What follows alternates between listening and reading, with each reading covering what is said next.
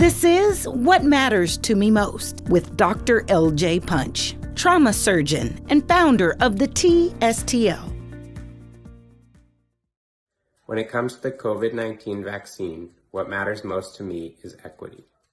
When it comes to the plan of the COVID vaccines, what matters to me the most is how safe and reliable the vaccine is, especially for those who are immunocompromised, such as my daughter.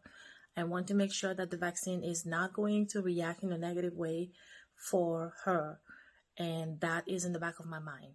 This is What Matters to Me Most. You know, there's nothing more powerful than understanding the risks and the benefits when you're making an informed choice about the role the vaccine can have in your life. And you alluded to just now the fact that there are other things that we can do besides the vaccine to protect ourselves. What are some of those things?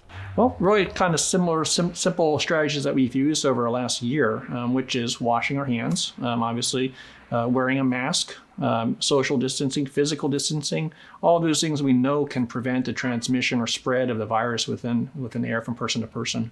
So those things are still just as important today as they were a year ago when this pandemic was starting. Exactly. Yeah. The variants are a pretty complex part of this virus, and it's actually, believe it or not, this is a natural part of the evolution of viruses in general, is that over time they develop ways to become more effective in terms of infecting human beings and so forth and transmitting from person to person. So they're like an iPhone got to remake themselves every year. Exactly. iPhone 1, 2, 3, 4. Yeah, they just keep coming with new stuff, right? Exactly. Yeah. So, with the variants, we know that they've evolved to the point that they can transmit a little bit more effectively from person to person.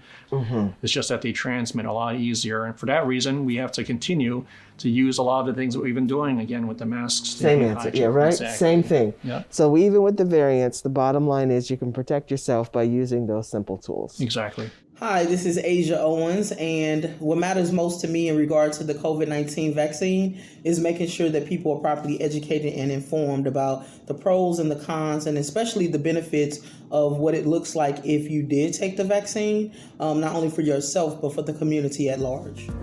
What matters to me most is transparency. Do I have fact-based information?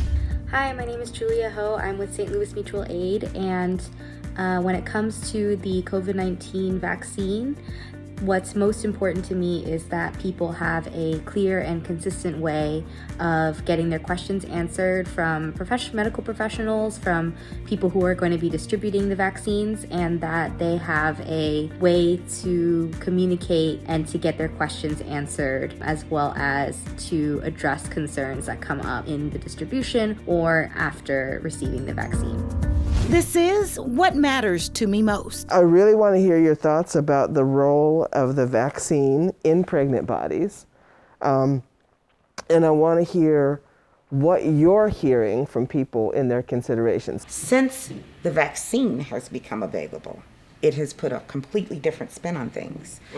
Because before it was just, we getting pregnant or we not, and I can do my best to shelter in place, etc. But then when you start talking about introducing something to me while I'm pregnant, that has become a completely different consideration. Mm-hmm. So I have some of my patients that are like, absolutely anything that is going to take, to protect me and my baby, absolutely I'll do. And then I have another portion of women that are just like, I don't want to take a Tylenol. You want me to take this vaccine? So I'm having a problem trying to make everybody understand the science. And I have to explain, because pregnant women are very educated and Google is their favorite friend. And so they will look up everything and they will come in. Did you see on the news this morning that the baby had antibodies? I saw that, sweetie. I saw that. So I got to stay one step ahead of them all the time and be completely up on that. Okay, let's talk about that for a second. So the study I think you're talking about is the study that showed that babies born to mothers who had COVID were born with antibodies to COVID. Correct. But also now, for the first time, it's been shown that people who only got the vaccine and didn't have COVID also had babies who were born with antibodies to COVID. Correct. So, what does that tell you in terms of the role the vaccine has in pregnancy? Well, I'm going to tell you, I'm going to go one step back in front of that. What's amazing is that usually antibodies don't cross the placenta at all. So you can get other vaccines and those antibodies may not be detected. COVID, on the other hand, these antibodies are detected in the fluid and in the baby. The virus is not. So that's amazing in and of itself. Fascinating. Okay, wait. Okay, so what I'm hearing is the antibodies that protect and boost your immune response are normally something that a mama can't pass to a baby. Correct. But in this scenario, it is possible, which means if you make the choice for your body to get the vaccine, you're not just protecting yourself, you're protecting your baby. That's exactly the point. That's some stuff right there, because suddenly it's not just you. Correct. When it comes to the COVID-19 vaccine rollout, the things that matter to me most are equity. So ensuring that the people who need it the most get it, regardless of race, age, gender, sex, etc. And that people have all the information that they need to make a decision about whether or not to get it, and that people have access to healthcare, sustainable, prolonged engagement healthcare, in the event that something negative happens as a result of the vaccine. And I think the only way to achieve both of those things is to establish trust in science and the media again. So especially for Black and brown people, they need to know that they can trust science, that they can trust medical healthcare workers to deliver something that is quality and that was that had a lot of thought and time put into the process of making it. And that medical racism won't rear its ugly head once again. Obviously we've learned how to communicate a little differently because so much of our work used to be about face-to-face relationships, right? Either it's in the living room, you come to the office, right? We're building that trusting relationship by being in space together, right? And that for us is the kind of the magic, right? It's building that trusting relationship, and you don't do that because you show up one day. It's because you're consistent and you're there time after time after time, right? Even those folks who don't call you back or don't want to talk to you, still checking on them. You okay? How can we help? How can we help? And then finally, hopefully the door opens up. So we've had to pivot to is, can you talk to me on the phone? Will you text me? Can we do a little FaceTime, right? Can I somehow still have you have confidence in that we're going to listen to you first and foremost? And then we're not just going to ask you what you need and then not have it for you, right? Nothing worse, right? People don't have time for look, if you can't help me, then I really don't have time for you. Thanks for offering, right? So we had to be real clear on, once we started asking that question, are we ready to have those resources be available? Don't ask a question you can't answer, right? Yeah, right. So what people have said is they worry about rent and they worry about utilities are the two biggest things that they're worrying about because they know those two things are so critical for their roof over their head, right? That part of the social determinants that is kind of the driver for a lot. It's not the only thing, right? But it's clearly a big driver for what happens after that. And they're really worried, what am I going to do, right? I don't know how I'm going to make ends meet, right? So we try to step in that space. So we've given out probably over $1 million in rental assistance, both to the families that live in the rental units that we own. We own about 500 rental units. And then all throughout the 24-1 footprint. So again, we've tried to say, we got that part for you. Take a deep breath. Got you covered. You don't got to worry about eviction. You don't got to worry about foreclosures because we've done some mortgage assistance as well. And then let's figure out what's your game plan, right? Because for us, it's not just about here's some money. Because that's just transactional. And we believe in work that's transformational, right? So yeah, I want to get you stabilized and you can take a deep breath and say, okay, do I got to find a job? How am I going to pay the car note? I mean, what are all those other things, right? We want you to just be able to have a little bit of pause. So you're thinking about those things, and we can try to say, how can we help you along that journey as well till you get to whatever that end game is for you, right? What's your aspiration? Right now we're in crisis intervention, but we really want to be in the aspirational achievement work. But we can't get there unless we deal with the crisis intervention. Hello, my name is Becca, and what matters to me most about the COVID vaccine is that it is accessible to the people who want it, and it is effective. I just want to take what you said and share an experience I had. So I was with a group of people talking about COVID, and they were in a healthcare environment. So they were high risk. They had exposures because they were in a hospital. And one group of folks was kind of talking about their concerns about what's going to happen if I take the vaccine, what we were talking about earlier. But another group of folks, and they were mostly younger, they were saying, I haven't gotten it, and I honestly don't see what the problem is. It's not a scary thing to me. And I don't understand why I have to put this thing in my body that you can't even answer all the questions about what it's going to do to me, against this thought that this potential thing that's not even that scary to me is out there. It's like, it just doesn't add up. And I realized that as a physician, maybe we really weren't hearing that voice clearly, because as a doctor who's taking care of people who were sick in the intensive care unit and honestly who died of COVID, the seriousness and the potential threat to the human body was like an assumption for me. And what I heard from that group is like, I'm not assuming anything. I've made it this far. It hasn't touched me. I don't see how what you're offering me is better. So this a similar concern around two separate ideas. Number one, like, okay, vaccine or not, what's really going to happen to me? Right.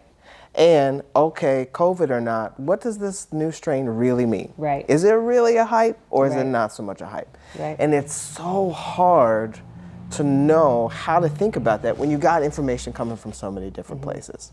And then think about it, like if I've lasted these 18 months, and this is not to speak from a space of ignorance, but truly to speak from a space of reality. If I have done my safety precautions to make sure that I'm wearing a mask, I'm maintaining social distance, and I've been grateful and lucky enough not to have been impacted by the virus, what makes me think that I may need to take a step further if I'm unsure what that unknown will be? My hope for the distribution of the COVID-19 vaccine is that a greater number of people come to trust in its safety enough to take the vaccine, and that it become as readily available to the most vulnerable in our community as it is to those who have easier access to the healthcare system. Look, we live in a country that has a system for vaccines that even after the trials, we'll keep watching. Right? We'll keep monitoring. We have a system where people can say, hey, look, this looks like maybe it's associated with the vaccine. That's going to be ongoing. And that's important for people to know, right? Like, you can keep monitoring that. So we have an option now for kids age 12. We're studying 5 to 11, and for younger kids, it sounds like even down to 6 months, the work is being done to figure out the role the vaccine can have in their health and their well-being. So I know what's on my mind. I mean, I have an 8-year-old, right? What about school next year? How is all of this going to show up for us, and what questions are you getting as a pediatrician around this issue? Well, as we led into the changes, right, we can do the vaccine, and we've talked about masks, right? The big question right now is, what do we do about masks for school? Okay. Right, like that's been a big question. Wow. But also, like, what are our strategies going to be to keep our kids and staff safe within the school environment? That is a big question right now as we end the 2020-21 school year, thinking about the fall. So I think as being someone who's been doing a lot of work trying to evaluate how safe are our schools during the COVID-19 pandemic, I can tell you that we have learned that schools are a very safe place when you do the strategies, masking, doing some distancing, and making sure we keep people out that are sick, right? So I no longer should go to work when I'm sick. I should no longer send my child to school when they're sick, or any of that stuff. That stuff works. Right. So now we talk about the vaccine piece. That's another layer, right? That's another tool in this toolbox of our safe school. And so I think when we go into the 2021-22 school year, the big questions will be, should we do mask or not, depending on what the virus does over the summer? Right now, I'm like, let's keep the mask on. It works. We know mask is an effective strategy. Let's do that. Now, there are going to be some that are going to be like, I'm done with the mask. I'm not going to do it. Now, I'm not necessarily there yet, but we should all be prepared, right? Let's just say, like, I become very comfortable. I'm taking the mask. Like, we should all be prepared to put them back on. Hi, my name is Reverend Tracy Blackman. And when it comes to the plans for the COVID-19 vaccine, what matters to me most is that the hierarchy of distribution prioritizes the most vulnerable and not the most privileged. Thank you. So you've got, on the one hand, right, the truth that, it's not just your life, but the people who help you that are potentially bringing COVID into your home. And at the same time, that there are a lot of unknowns, even still now, about how we can prevent COVID and what role the vaccine might have. And so that tension is a tension I've seen in so many different folks, not just for folks in the differently abled community. Many people in the disability community are saying that we should have been top priority to get it. I felt different about it. In my mind, us getting it first sends a scary message. We already know the world barely values us. So if we get it first and there's something wrong with the vaccine, it causes more deaths then that's okay, because able-bodied people already value us the least. That term, able-bodied privilege, wow.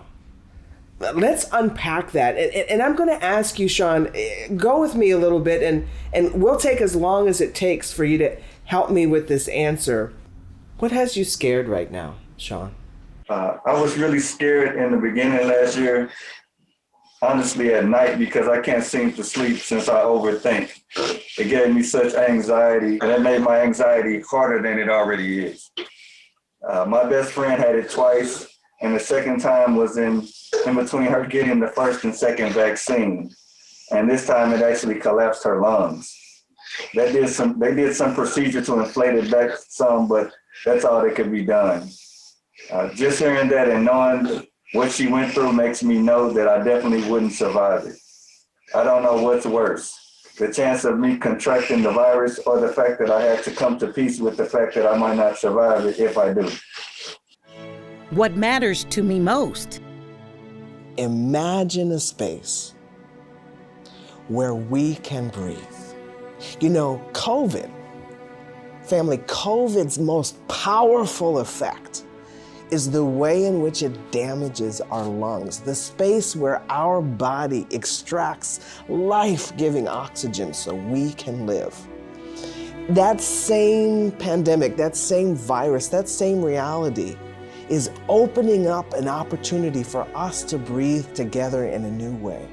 If we sit and we listen and we allow all the stories, the ones from the past and the ones we're dreaming for in the future, to be heard collectively, we're going to continue to find a way forward in this ongoing era of COVID. Thank you for hearing and holding space for us. Thank you for having the courage to breathe. Thank you for continuing to listen. What Matters to Me Most is a presentation of Prepare STL. Prepare STL is a collaboration powered by the Missouri Foundation for Health in partnership with the Regional Health Commission, the City of St. Louis, St. Louis County, and other community health organizations to help prepare all St. Louisans for the effects of the COVID-19 response, how to stop its spread, and how to survive the pandemic physically, emotionally, and economically. Don't miss an episode of the What Matters to Me Most podcast with Dr. L.J. Punch, trauma surgeon and founder of the TSTL, for the latest conversations on COVID-19 and STL, vaccines, racial health disparities, physical and emotional well-being, and more. Download the podcast at preparestl.com or wherever you get your podcasts. Executive producer, Vector Communications. What Matters to Me Most is another positive production of Rare Gem Productions.